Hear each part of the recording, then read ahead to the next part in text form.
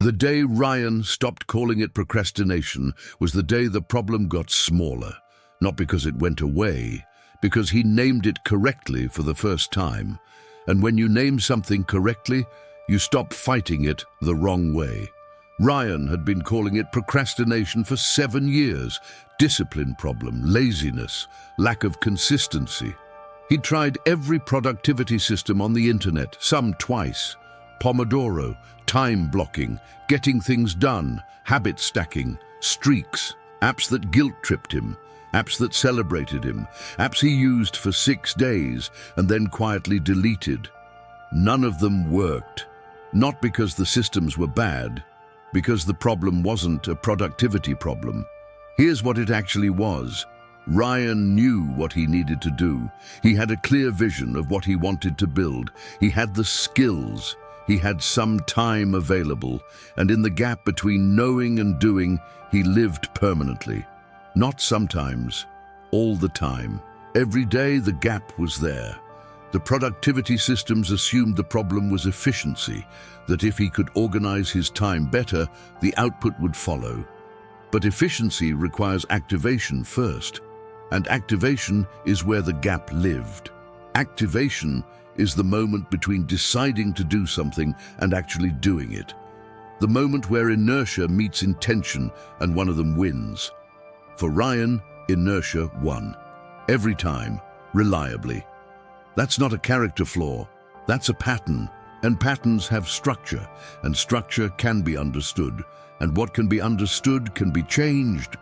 The structure of Ryan's pattern had 4 components, which I'm going to name in order of how visible they are to the person running them. The first and most visible is analysis paralysis. The processing of the task becomes a substitute for executing it.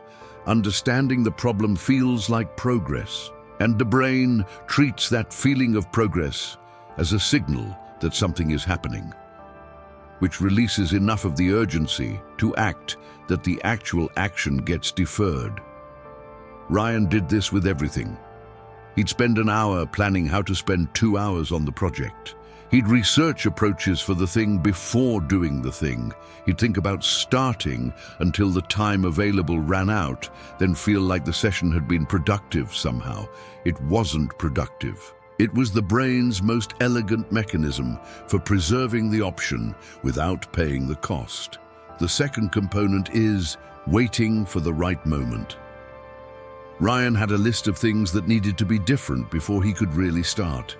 More time, better circumstances, the project at work to calm down, the relationship thing to resolve, his sleep to stabilize. None of these conditions ever aligned perfectly, and that was the point. The right moment isn't a destination, it's a mechanism. Its function is not to be reached. Its function is to justify not acting yet. The third component is the limiting identity. The image Ryan had of himself didn't include being the kind of person who consistently executes on hard things. He knew people like that. He admired them. He was not, in his own estimation, one of them. And here's the key. He was right, based on his own evidence. He had years of evidence that he starts and stops. Years of evidence that the gap exists. The identity was accurate to the data. The problem is that identity built on past data predicts past behavior, not future behavior. And future behavior is what you're trying to change. The fourth component is perfectionism as protection. Ryan's projects never shipped because they were never quite ready. There was always one more thing to improve, one more variable to consider, one more version that would be better than this one. But the real function of never shipping was never having to find out what happens when you ship. When you ship, the possible collapses into the actual, and the actual can be compared to what you imagined, and comparisons are terrifying when your self-worth is tied to the outcome, so you keep it impossible, where it's still perfect, where you're still potentially the person who could have done this.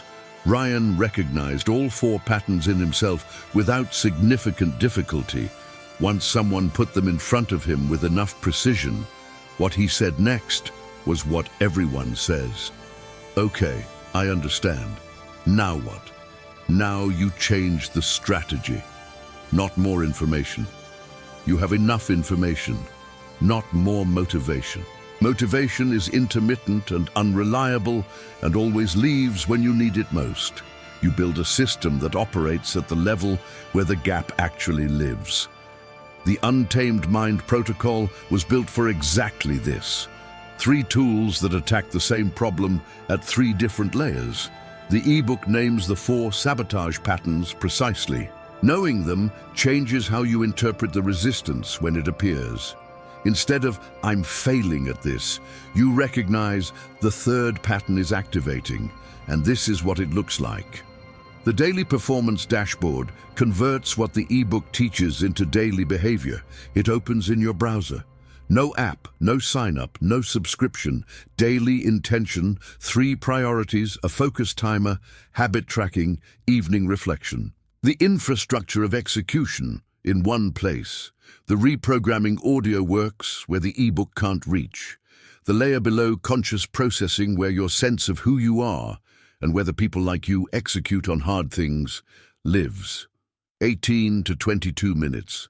Alpha and theta binaural waves. A firm voice, not a soothing one, because this isn't about relaxation. It's about identity. The phrase that anchors it, "I am the kind of person who executes," repeated 3 times at the moment of deepest receptivity. 3 tools, 1 system, 9 doors, link in the description. Ryan stopped calling it procrastination. He started calling it what it was. A pattern with 4 components, each of which had a specific response. And with that precision, the responses he built were more targeted than anything that had come before. The gap didn't disappear overnight, but it started shrinking, not because he found more discipline, but because he stopped applying discipline to the wrong problem. Comment execute below if this hits something real. Subscribe to Untamed Mind. What comes next goes deeper.